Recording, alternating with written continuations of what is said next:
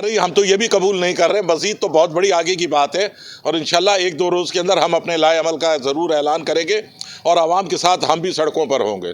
अच्छा, क्या लाएअमल होगा? मुकम्मल शटडाउन होगा? क्या होगा? हमने पिछले बार भी मुख्तलिफ वक्तों में देखा है कि ताजिर बरादरी कहती है मीडिया पे कि हम शटडाउन करेंगे, मगर आज तक हुआ तो कुछ भी नहीं।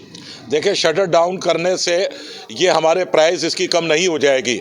हम ये कहते हैं जो भी स्टेक होल्डर है उन्हें बिठाया जाए। हम मानते हैं IMF के बगैर हमारा ज़िंदा रहना इस वक्त इंतहाई मुश्किल है, लेकिन आप देखें ये वज़ीर ख़जाना जो बड़े चैम्पियन बनते थे इसहाक डार साहब, आने से पहले इन्होंने कहा कि मैं 200 रुपये के अंदर अंदर डॉलर होगा और आज डॉलर पौने 300 रुपये में भी दस्तयाब नहीं है।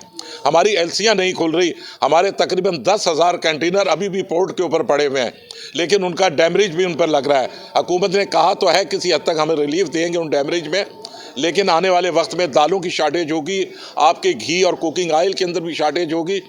पीछे अब 2 माह 1.5 माह के बाद रमज़ान मुबारक भी आने वाला है, लेकिन हुकूमत के पास कोई पॉलिसी नहीं है। ये सिर्फ ड्राइंग रूम की सियासत कर रहे हैं, कोई आवाम के लिए रिलीफ इनके पास नहीं है। और जब तक आवाम के लिए रिलीफ नहीं मिलेगा, आवाम तो जो है तंग आमद जंग आमद, तो इंशाअल्लाह ताला हम आवाम के साथ खड़े। ताजिर बिरादरी अपना जो भी किरदार है वो अदा ज़रूर करेगी। मज़ीद ख़बरनि ऐं तफ़सीलात लाइ विज़िट कयो असांजी वेबसाइट www.awamiNewsHD.com ऐं ॾिसंदा रहो अवामी न्यूज़ HD।